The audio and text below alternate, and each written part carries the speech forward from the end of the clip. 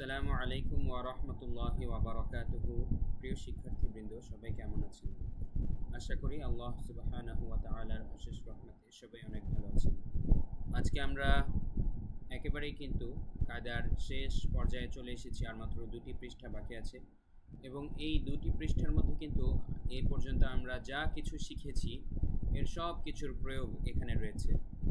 আর আগের সবগুলো পাঠ আপনারা যদি খুব ভালোভাবে পড়ে থাকেন, শিখে থাকেন, আয়ত্ত করে থাকেন, তাহলে কিন্তু এই পৃষ্ঠাটা আপনারা অত্যন্ত ফ্লুয়েন্টলি রিডিং করে যেতে পারবেন ইনশাআল্লাহ। এবং আজকে আমি প্রথমে আপনাদেরকে প্রত্যেকটা বাক্য আলাদা আলাদাভাবে রিডিং করে দেখাবো যে এখানে কোন কোন নিয়ম প্রয়োগ হয়েছে। আমি আপনাদেরকে জিজ্ঞেস করব, আপনারা ভিডিও পজ করে একটু চিন্তা করবেন, নিজেরা উত্তর দিবেন, তারপরে ভিডিও প্লে করে আমার উত্তরটা শুনবেন। এতে করে আপনার নিজেকে যাচাই করা হয়ে যাবে। আর পাশাপাশি আজকের থেকে কিন্তু এই দুটি পৃষ্ঠা, এই 23 এবং 24 নম্বর পৃষ্ঠা আমরা বানান করে বলবো না, শুধুমাত্র নিয়মগুলোর দিকে বেশি ফোকাস করব। তাই আপনাদের কিন্তু এর আগের পৃষ্ঠা পর্যন্তই শুধুমাত্র শব্দের দিকে তাকিয়েই মনে মনে বানানের প্রসেসিংয়ে দক্ষ হয়ে যেতে হবে। তাহলে আপনারা খুব সহজেই এই পৃষ্ঠা খুব ভালোভাবে বুঝতে পারবেন ইনশাআল্লাহ। তো চলুন আমরা শুরু করি। সবার প্রথম লাইনে আমরা দেখতে পাচ্ছি এখানে লেখা আছে, প্রথমে আপনারাই চেষ্টা করুন কি লেখা আছে। এখন আমি বলে দিচ্ছি, এখানে লেখা আছে বিআহকামিল হাকিমিন।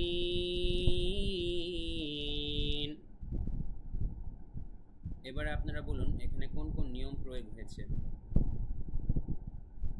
হ্যাঁ, এখন আমি বলে দিচ্ছি বিআহকামিল। প্রথমে খেয়াল রাখবেন এখানে কিন্তু হায়ের উচ্চারণ একদম প্রথম দিকের ক্লাসে আমরা শিখেছিলাম, হায়ের উচ্চারণে কেউ ভুল করবেন না। এটা যদিও কোনো নিয়ম না, কিন্তু কমন একটা মিস্টেক মানুষ যেটা করে থাকে, তাই আপনারা হায়ের উচ্চারণে ভুল করবেন না। গলার ভেতর থেকে বলবেন হ্যাঁ, বিআহ কামিল হাকিমিন। দেখুন হা খারা জবর হা, একালিফ টান এখানে হবে খারা জবর থাকার কারণে, এই একটা নিয়ম। নিয়মটার নামও মনে করিয়ে দিচ্ছি। খারা জবর থাকলে এটা কোন, এই নিয়মের নাম মনে রাখা খুব বেশি জরুরি নয়, তবে এটা মনে রাখলেই হবে খারা জবর খারাজে বা উল্টা পেশ থাকলে একালিফ টান দিয়ে পড়তে হয়। তো এটার নাম হচ্ছে এমনিতে মাদ্দে তবাই, তবে নামটা মনে রাখা খুব বেশি ইম্পর্টেন্ট নয়। একালিফ টান যে হবে খারা জবর থাকলে এই জিনিসটা মনে রাখাই ইম্পর্টেন্ট। হাকিমিন, এখানে 3 আলিফ টান হবে। এইটার ক্ষেত্রে আপনাদের নাম মনে রাখাটা ইম্পর্টেন্ট, কেননা এটা হচ্ছে মাদ্দে তবাই না হয়ে মাদ্দে আরজি হয়েছে, কেননা আমরা এখানে থেমেছি। তো এই জন্য 3 আলিফ টান হয়েছে, জেরের বাম পাশে যজমলা ইয়া, এবং তারপরে আমরা যে থেমেছি তাই এটা মাদ্দে তবাই না হয়ে মাদ্দে আরজি হয়ে গেছে, 1 আলিফ টান না হয়ে 3 আলিফ টান হয়েছে। আশা করি নিয়মের প্রয়োগ বুঝতে পেরেছেন। এবারে আপনারা ভিডিওটা পজ করে এই বাক্যটি পড়ুন।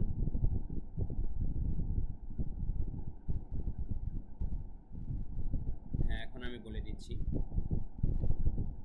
وآتينا داود زبورا وآتينا داود زبورا।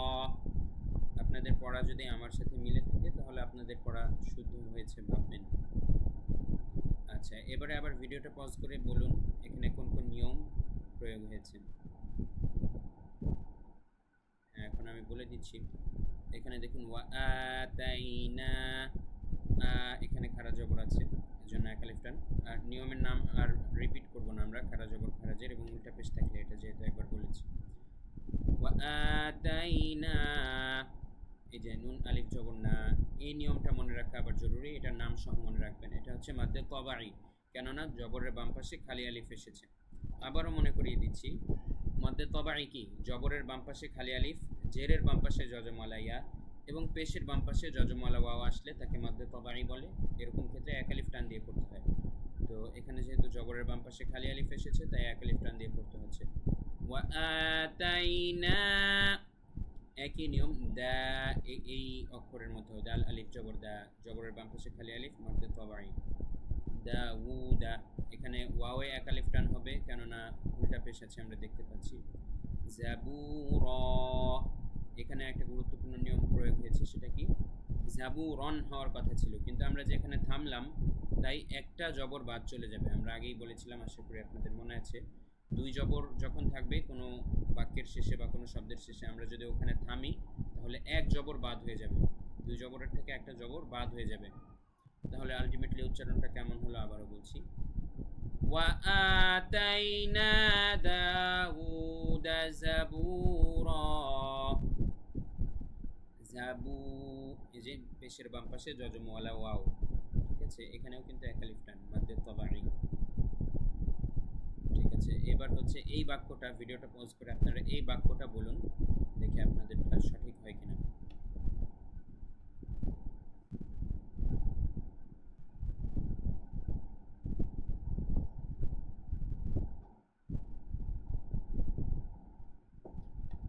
একটু কাট হবে।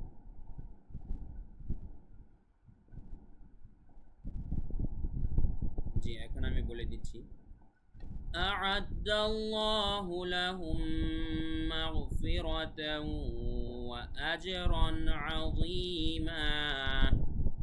আপনাদের পড়া আমার মতো হয়ে থাকলে ঠিক আছে। এখন আপনারা ভিডিও আবার পজ করে বলুন এখানে কোন কোন নিয়ম কোথায় প্রয়োগ হয়েছে।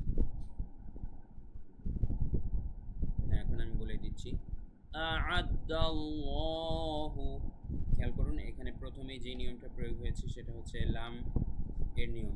লাম মোটা করে এখানে আমরা পড়েছি, আ'আদাল্লাহু বলি নাই, আ'আদাল্লাহু বলেছি। লাম খারা যখন ল হয়েছে, কেন? কেননা আল্লাহ শব্দের আগের তাসদীদের আগে যেই চিহ্নটা আছে সেটা হচ্ছে জবর। এই যে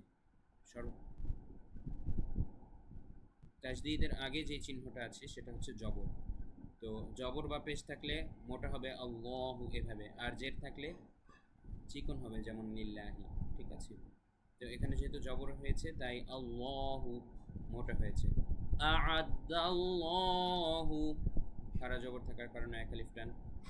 লাহুম মাগফিরাতাও, দেখুন লাহুম, এখানে কিন্তু দুইটা নিয়ম একসাথে প্রয়োগ হয়েছে। আমরা জজম এবং তাজদিদ পাশাপাশি থাকলে কি করব, জজম এর অক্ষরটা বাদ আমরা ডিরেক্ট তাজদিদকে ধরব, লাহুম। আর এখানে গুন্না হয়েছে কেন, দেখুন মিমের ওপরে তাজদিদ থাকলে কিন্তু ওয়াজিব গুন্না, মিম এবং নুন এই দুইটা অক্ষরের উপরে তাজদিদ থাকলে কি হয়, ওয়াজিব গুন্না, তাই এখানে ওয়াজিব গুন্না হবে। লাহুম মাগফিরাতাও, এখানে কিন্তু ঈদগাম হয়েছে, ঠিক আছে, মাগফিরাতাও। আপনাদের নিশ্চয়ই মনে আছে ঈদগামে বাগুন্নার হরফ দুটি, সরি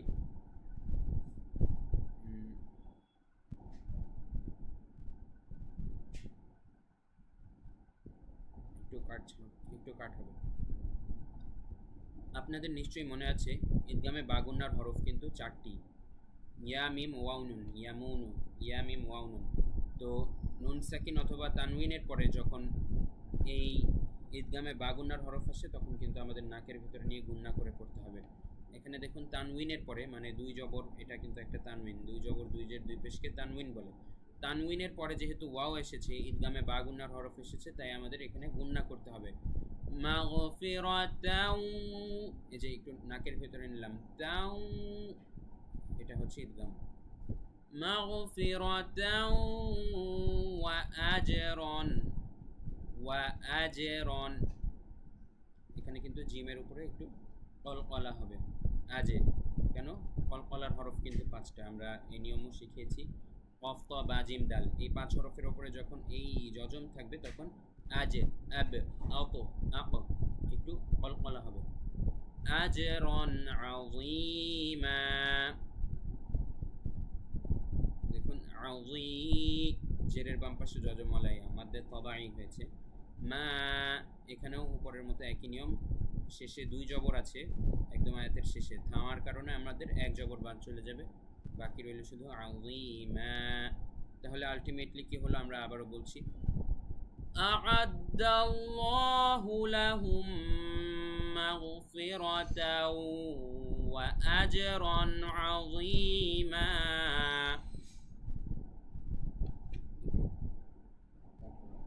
তাহসিন, তোমাদের রুমের দরজাটা লাগাও, কম্পিউটারে আওয়াজ আসে,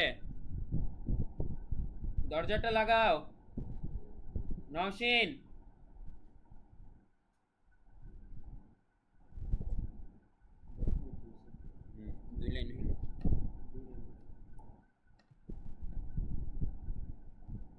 প্রিয় শিক্ষার্থীবৃন্দ, এবারে আপনারা তৃতীয় লাইনটি নিজেরা চেষ্টা করুন, ভিডিওটা পজ করে, পরে আমার উত্তরটা শুনবেন। হ্যাঁ, এখন আমি বলে দিচ্ছি। আর রহমানু আলাল আরশি ইস্তাওয়া। আপনাদের উত্তর আমার মতো হয়ে থাকলে ঠিক আছে উচ্চারণ। আপনাদের উত্তর আমার মতো হয়ে থাকলে উচ্চারণটা ঠিক আছে। এখন আবার ভিডিও পজ করে বলুন এখানে কোন কোন নিয়ম কোথায় প্রয়োগ হয়েছে। হ্যাঁ, এখন আমি বলে দিচ্ছি। আর রহমানু, দেখুন মিমের উপরে খাড়া জবর আছে তাই এক আলিফ টান। তারপরে আলাল আরশি ইস্তাওয়া, আর তেমন কোনো নিয়ম এখানে নেই। তাওয়া, ওয়াওয়ের উপরে খাড়া জবর তাই এক আলিফ টান। আর শেষে ইয়ার উপরে কিছু নেই তাই এই ইয়া আমরা ধরবো না। আচ্ছা, এবারে এর পরের বাক্যটা আপনারা নিজেরা চেষ্টা করুন, ভিডিও পজ করে। হ্যাঁ, এখন আমি বলে দিচ্ছি। ওয়ামা তিলকা বিয়ামিনিকা ইয়া মূসা। ওয়ামা তিলকা বিয়ামিনিকা ইয়া মূসা।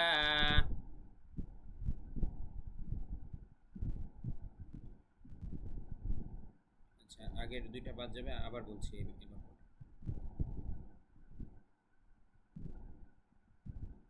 জি, এখন আমি বলে দিচ্ছি। ওয়ামা তিলকা বিয়ামিনিকা ইয়া মূসা। আবারও বলছি। ওয়ামা তিলকা বিয়ামিনিকা ইয়া মূসা। এবারে ভিডিওটা আবার পজ করে বলুন এখানে কোথায় কোন নিয়ম প্রয়োগ হয়েছে।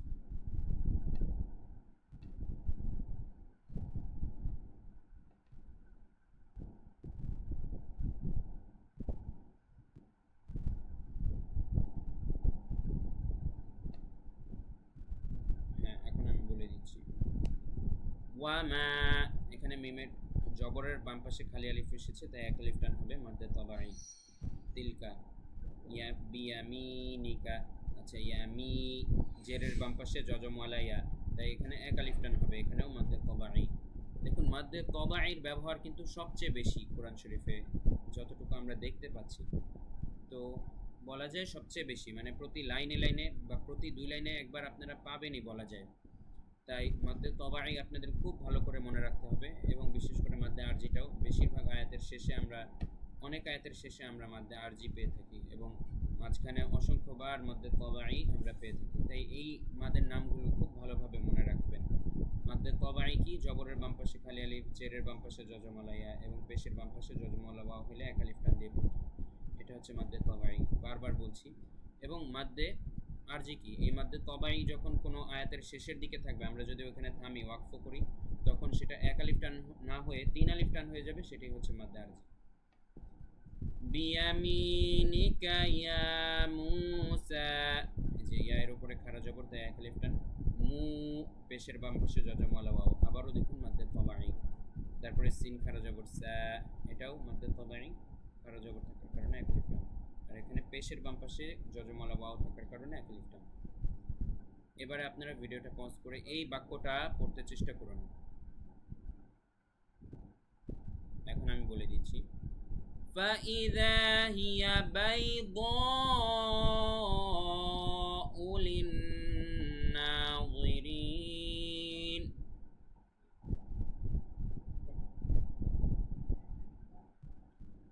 فإذا هي بيضاء للناظرين।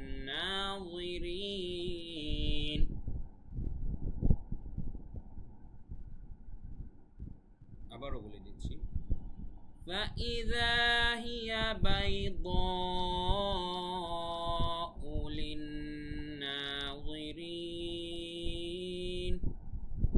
আশা করি বুঝতে পেরেছেন। এখন আবার ভিডিওটা পজ করে বলুন এখানে কোন কোন নিয়ম এসেছে। এখানে কিন্তু গুরুত্বপূর্ণ কিছু নিয়ম এসেছে, বলুন। হ্যাঁ, এখন আমি বলে দিচ্ছি। ফাইদা, জবরের বাম পাশে খালি আলিফ, এক আলিফ টান হবে তাই মাদ্দে তবাই। ইয়া বাই ও, এই চিহ্ন থাকার কারণে চার আলিফ টান হবে। তারপরে লিন, নুনের উপরে তাসদিদ তাই এখানে ওয়াজিব গুন্না লিন, নুনের উপরে খাড়া জবর এক আলিফ টান। তারপরে নাযিরিন, 3 আলিফ টান হবে, কারণ দেখেন মধ্যে তবাইন ন্যায় সিস্টেম, কিন্তু আয়াতের শেষ দেখে আমরা থামছি, ওয়াকফ করছি, এই জন্য 1 আলিফ টান না হয়ে 3 আলিফ হয়ে যাবে। জেরের বাম পাশে যজমওয়ালা ইয়া এসেছে এবং কি তারপরের অক্ষরে যে আমরা থেমেছি, এই কারণে এখানে 1 আলিফ টান না হয়ে 3 আলিফ টান হয়েছে। মাদ্দে আরজি 3 আলিফ টান, 3 আলিফ টান। লিন্নাযিরিন,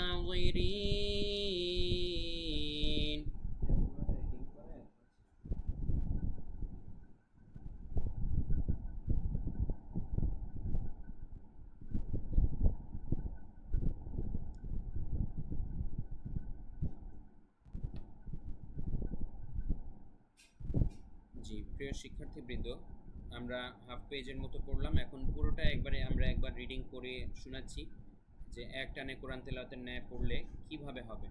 তো আপনারাও যতক্ষণ না পর্যন্ত এইভাবে দক্ষ হবেন ততক্ষণ পর্যন্ত কিন্তু প্রচেষ্টা অব্যাহত রাখবেন, এক ভিডিও বারবার দেখে প্র্যাকটিস করতে থাকবেন।